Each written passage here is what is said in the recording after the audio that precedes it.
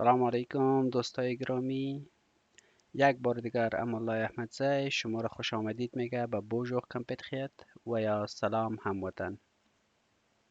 دوستای گرامی، شما را یک بار دیگر خوش آمدید به درس دهم میگویم. درس امروزی ما که است درباره نگاسیون اکویشن است. کسیون نگاسیون اکسیون. دوستای گرامی، نگاسیون چی معنا میده و کسیون چی معنا میده؟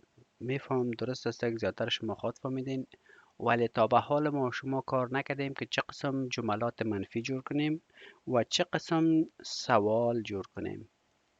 پس درس امروزی اختصاص داده شده به خاطر این دو موضوع. درست است؟ پس بیاین که آغاز کنیم و بفهمیم که جملات منفی کدام جملات است و جملات مثبت کدام جملات است و سوال کدام جملات سوال است. پیش می رویم.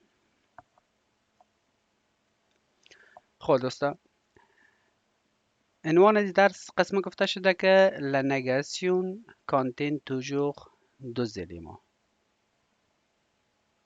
جملاتی که منفی است همیشه شامل یا مشتمل دو جزء می باشد.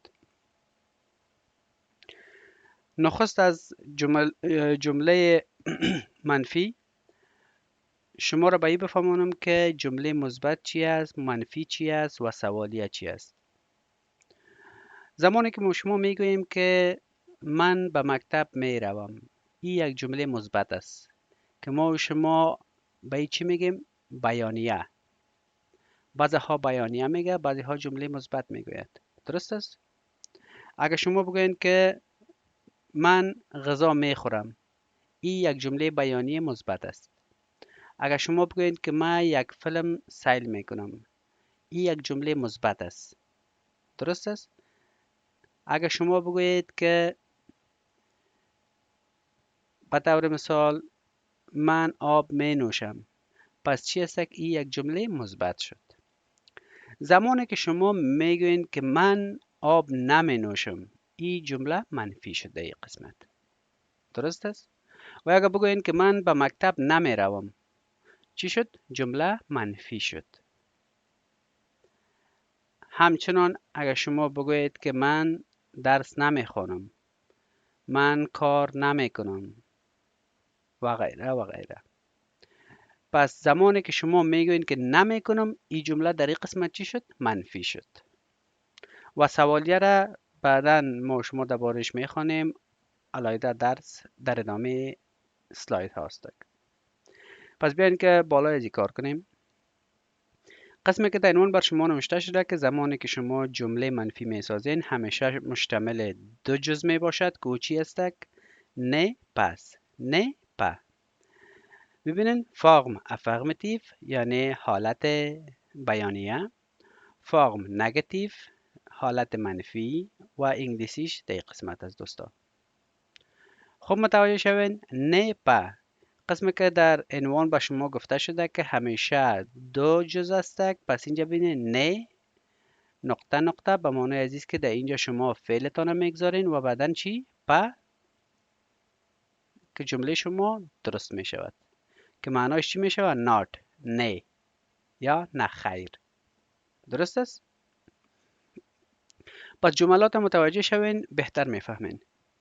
ببینین گفته شده که je dance من دانس میکنم، من دانس میکنم. زمانی که میگی که من دانس نمیکنم، je ne danse pas، je ne danse pas. اگر شما بگوین که je danse pas، جمله تان غلط است. پس شما باید چی کنین؟ اول نه بگوین، باز دانس بگوین، باز پا بگوین. ایره همیشه شما به یاد داشته باشین. هر جمله را که شما منفی میسازین به این قسم ساخته می شود. درست است؟ je ne danse pas که به انگلیسی چه قسم میگه؟ I do not dance یا I don't dance. من بازی و یا رقص نمی کنم.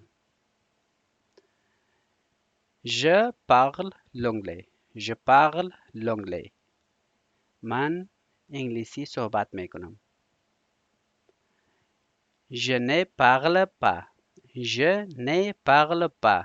ببینین نه شد، باز پاگل شد، باز پا شد. je ne parle pas l'anglais. ببخشین البته که ال همراه اپاسترافی اینجا در وقت تایپ کردن از ما فراموش شده. درست است؟ Je ne parle pas.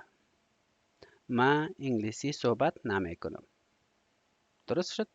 I don't speak English. I don't speak English. Elle va à l'école. Elle va à l'école.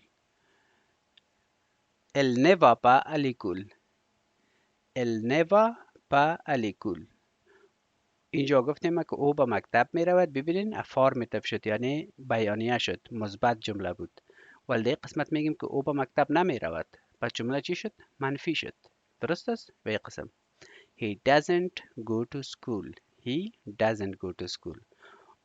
او پسر و یا او کدام مردی که هست او به مکتب نمی رود. به این قسم. پس دوستای گرامی، اگر شما متوجه شده باشین، ما شما در درس‌های گذشته درباره افعال خواندیم. شما میتونین که باز هم به مو لینک ها سر بزنید و از اونجا شما کم از کم باید از 50 الی 100 فعل را یاد گرفته باشین اگر میخواین که بهتر صحبت کنین در زندگی روزمره‌تون. و حالا شما میتونین که همو لغت ها را منفیشه بسازین. درست است؟ به طور مثال شما میگین که Je ne commence pas. من آغاز نمی کنم. درست است؟ Je ne étudie pas. من درس نمی خوانم. Je ne écris pas. من نوشته نمی کنم. Je ne écoute pas. من گوش نمی گیرم. Je ne regarde pas. من سیر نمی کنم. درست است؟ و غیره و غیره.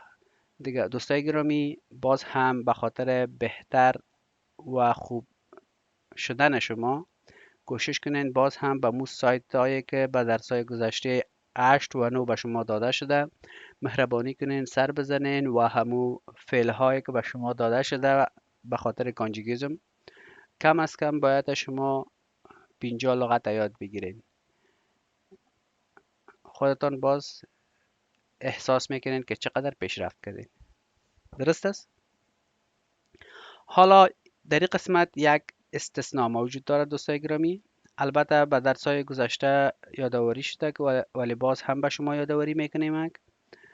اون وایل آ اچ میوت زمانی که یک واول و یا یک اچ بی صدا در جمله و یا در کلمه موجود باشه چه قسم می شود؟ به این قسم نوشته می شود.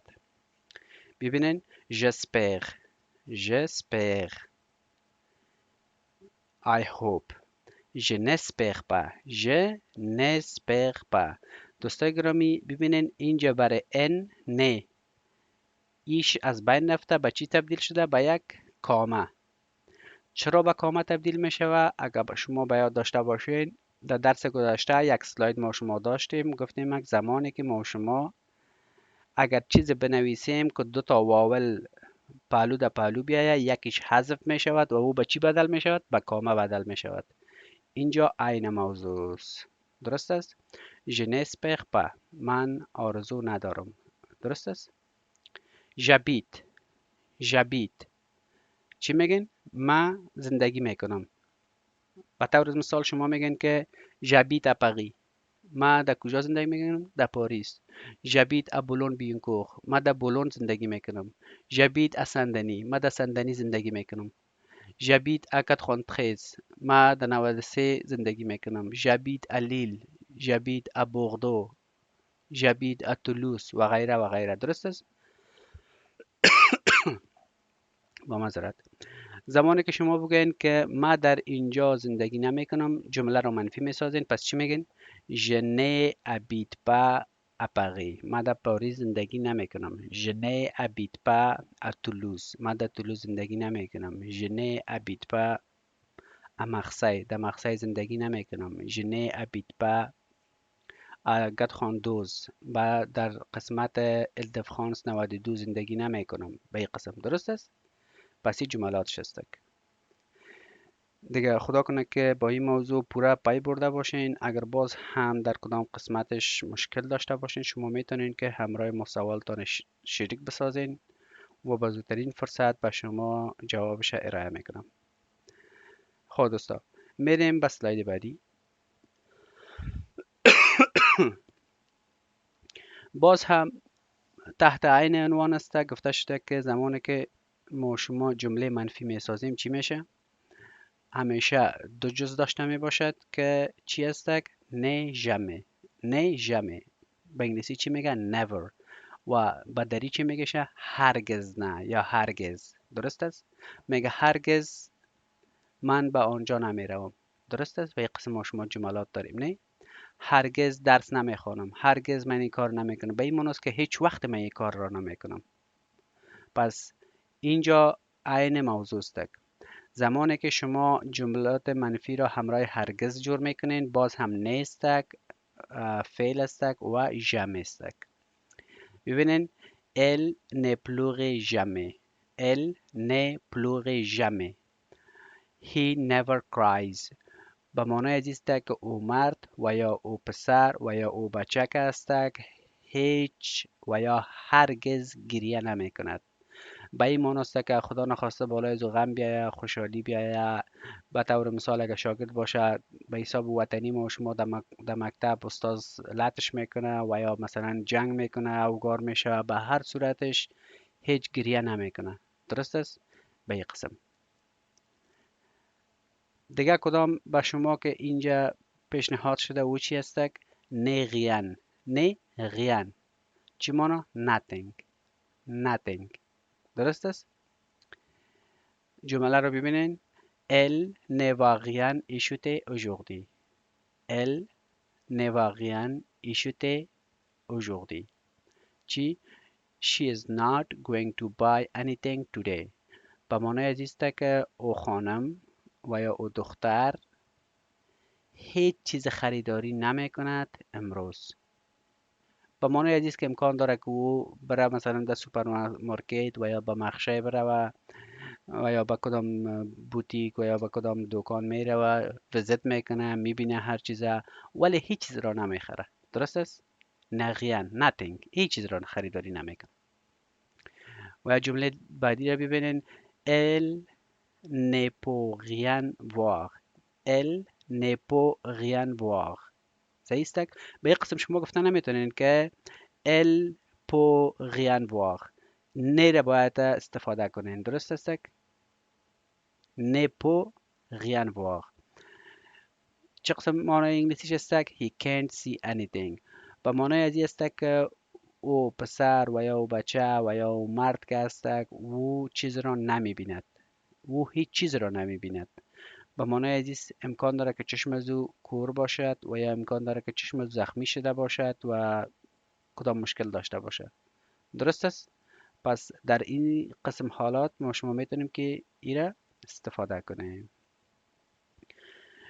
کدام لغت میگین و یا فریز مهم که است پخسن است. پخسن نه. پخسن نه. دوستای گرامی بایی خوب توجهتان را متمرکز بسازید. ببینین زمانی که ما شما میگیم پخسن نه no one هیچ کس نه. چی؟ هیچ کس نه. پس حالا متوجه شوین. در جمله به شما گفته شده که پخسن نسه پخکوا. پخسن نسه پخکوا میگه هیچ کس نمیفهمد چرا. هیچ کس نمیفهمد چرا. یا به طور خلاصه به شما بگویم زمانی که شما پخسن استفاده میکنین به معنی ازی است که هیچ کس نه. هیچ کس نمیدانه و یا هیچ کس نیست. درست است؟ به این قسم حالا متوجه شوین. خود پخسن به معنی ازی است که هیچ کسی. بیاین که به جمله به شما استفاده کنم. اگر شما بگویید که در صنف کی است. درست است؟ مثلا به زبان دری ما شما میگیم که در صنف کی است. شما میگین کسی نیست. پس میره به فرانسوی چه قسم میگین؟ Est-ce qu'il y a quelqu'un dans la salle de classe? Est-ce qu'il y a quelqu'un dans la salle de classe? آیا کسی است در داخل صنف شما چی میگین؟ پرسن. که همی پرسن گفتین به معنی از این است که اینجا هیچ کسی نیست. درست شد؟ و یا قسم شما گفته میدن که ایلیا پرسن. اگر بگوین ایلیا پرسن به معنی از این است که اینجا کسی نیست. اگر بگوین پرسن کسی نیست. خلاص. به طور مثال اگر شما را کسی پرسان میکنه که همراه شما کیست و شما در جوابش بگین پرسن به معنی از این است که شما میگین که کسی نیست. خلاص. حاجت به دیگه چیز اضافه کردن نیست. درست است؟ به طور مثال شما را میگوید که آیا این کار شما انجام دادین و یا کسی دیگه همراهتان؟ شما میگین پرسن. کسی نه. درست است؟ تنها من خودم به این قسم. درست است؟ دیگه خدا کنه که معنای پرسن فهمیده باشین. پس پرسن به طور خلاصه چی است؟ کسی نه. درست است؟ به این قسم.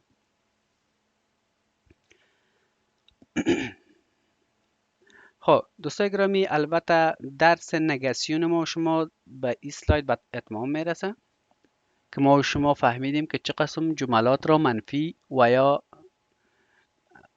بگوییم که نه خیر. درست است؟ از این به بعد ما و شما چیزی که میخوانیم او کیسیون است. کیسیون، سوال. حالا ببینید ما و شما به چند طریقه سوال کرده میتوانیم. اینجا به شما در این اسلاید بسیار زیاد معلومات زیاد است. خدا کنه که شما از این استفاده درست کنید. طریقه اول این است که شما همراه اسکا اگر بگوین که اسکا سوال میکنین سوال شده که آیا. ببینین اینجا به شما چیست ترجمه دریش داده شده. بگوین اسکا آیا شما، یا بگوین ایدوو ایدوو. خب اگر شما میخواین که رسمی صحبت کنین، رسمی از کسی سوال کنین، میتونین که همراه ایدوو، اسکا، وو و یا بله همراه ای سه تا میتونین سوال کنین. و اگر میخواین که همراه دوستتون مکالمه داشته باشین و کدام سوال کنین، البته دوستتون مطلبی است که یا کسی دوستتان است یا صنفیتان است یا هم اتاقیتان است و یا کسی است که روزمره شما همراه از اون مذاق خنده دارین، پس میتونین که ای تو و یا ای چو استفاده کنین.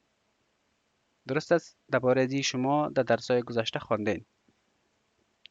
حالا ببینین اگر شما بگوین بدون اسکا تنها بگوین که و ایمیل بون، پس شما یک کمک وره با طریقه فشردهش بگوین.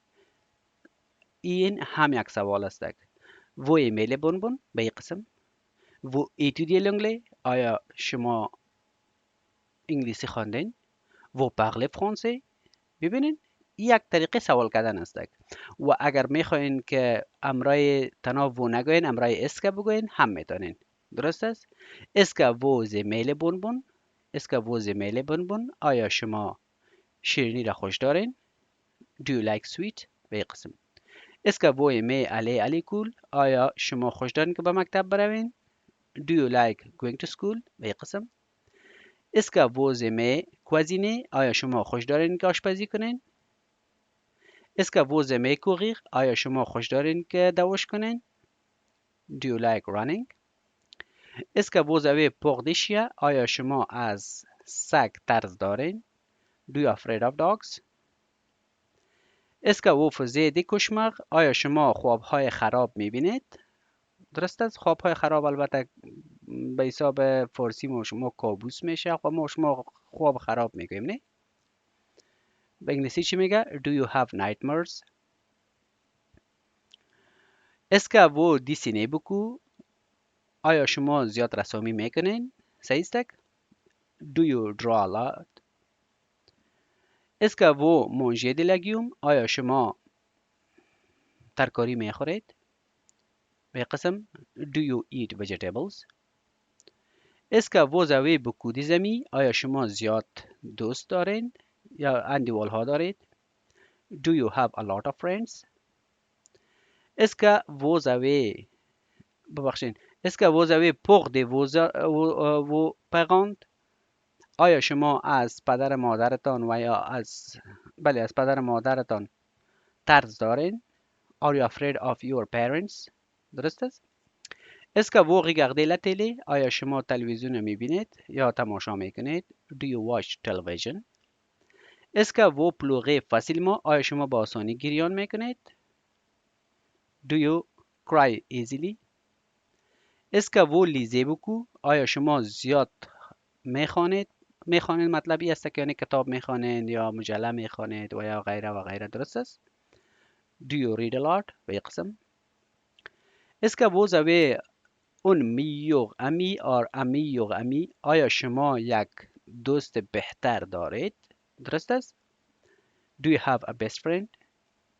Est-ce que vous aimez la glace؟ آیا شما اسکریم خوش دارید؟ Do you like ice cream؟ Est-ce que vous avez un surnom؟ آیا شما یک نام مستعار دارید؟ درست است. Do you have a nickname؟ Est-ce que vous avez peur du noir؟ آیا شما از تاریکی ترس دارید؟ Do you scared of dark؟ Est-ce que vous allez dans la musée؟ آیا شما به موزیم می روید؟ Do you go to museum؟ Est-ce que vous allez à l'école à pied؟ آیا شما به مکتب به پای می روید؟ Do you walk to school؟ Est-ce que vous avez un ami imaginaire؟ آیا شما یک دوست خیالی دارید؟ درست است. Do you have an imaginary friend؟ Est-ce que vous avez dessiné؟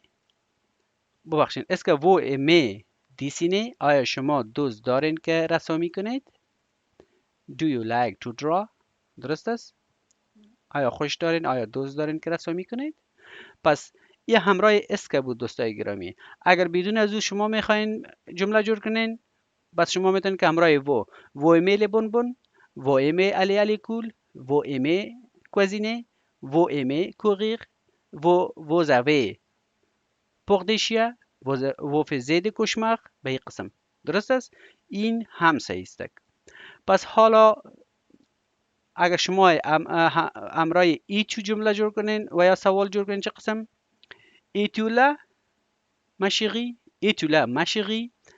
به طور مثال شما همراه گرلفرندتان هستین، همراه خانمتان هستین، همراه بعضی دوستای ما هستک مثلا سنشون بالا هستک، همراه دختر خود هستک، میخواد که به دختر خود یک ناز بده، میگه آیا تو اونجا هستی قندم به این قسم یا شیرینم. درست است. این قسم Are you there my honey یا my dear. این قسم درست است. جمله آخری که هستک êtes-vous un homme ou une femme؟ آیا شما یک خانم هستین و یا یک آقا هستین. درست است. Are you male or female؟ ببینید به اینجا است. آیا شما یک خانم هستین و یا یک آقا هستین به این قسم. درست دوستای گرامی. پس این طریقه سوال ساختن ما شما بوده که چه قسم سوال ها را می سازیم. پس این موضوعی بود که در این قسمت بر تمامی کدام درسایی که ما شما درباره کانجوگیزم خوانده بودیم. البته این موضوع را ما شما کار نکرده بودیم که چه قسم امون جمله را ما شما منفی بسازیم، چه قسم سوال کنیم از مردم و چه قسم استفاده کنیم در زندگی روزمره خود. پس حالا شما میتونین که از این سوال ها استفاده کنین در زندگی روزمره تان. درست است. درباره هر چیزی که میخواین مثلا سوال کنین از کسی، به طور مثال اسکه ووزوی دلاغجون، آیا شما پول دارین؟ اسکه ووزوی دی وچیوخ، آیا شما موتر دارید؟ متوجه هستین؟ اسکه ووزوی دی بون بون، آیا شما شیرنی دارید؟ اسکه وو علی علی کول، آیا شما به مکتب می روید؟ اسکه وو ایکوتی موا، آیا شما به ما گوش می دهید؟ ببینین این چیز است که در زندگی روزمره ما و شما استفاده میکنیم. پس این بسیار موضوع مهم بود، به خاطر از یک درس اختصاص داده بودیم برشان. البته درباره سوال ها ما شما یک درس دیگر نیز داریم که مثلا همراه کدام کلمات ما شما میتونیم که سوال کنیم که او چی هستک، مثلا اوستک به کجا، چه قسم، چقدر، چی، و او درس بعدی استک و درس علایده استک که با شما درباره از او نیز در نظر گرفتیم و در آینده به شما آماده می سازیم. دیگه دوست های گرامی، اینجا درس ما شما با پایین میرسه. دبیتیود کدام در کنکلوژن همیشه به شما گفته شده که شما میتونین که این کدام درس که ما شما خواندیم شما میتونین که لینکش همیشه در دیسکریپشن می باشه، میتونین برین دانلود کنین نوتا و همورا بار بار تکرار کنین. و بازم به شما یک پیشنهاد میکنم دوستای گرامی که کوشش کنین پرکتس کنین و زبان مادری ما و شما نیست. اگر هر چقدر غلطی میکنین کوشش کنین زیاد غلطی کنین. یک مشوره شخصی من است، غلطی بیشتر کنین خودتان از غلطیتان یاد میگیرین. پس هیچگاه هیچ زمان شما در ترس و یا شرم نکنین که اگر غلطی کنین کس بالایتان خنده کنه. شما به این افتخار کنین که یک زبان کس دیگر شما یاد میگیرین. یک جای افتخار است، این جای شرم نیست. درست است؟ پس به خاطر از این موضوع کوشش کنین که هیچ وقت شرم آر نکنین. فقط اگر غلطی ها میکنین استفاده کنین، روزمره استفاده کنین هر چیزی که یاد میگیرین. این به شما بهتر می باشد.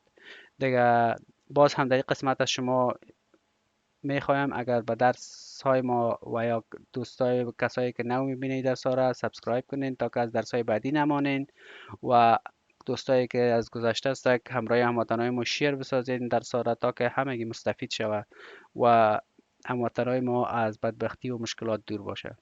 دیگه شما را به خداوند یکتا میسپرم. خدا حافظ و نگهدارتان.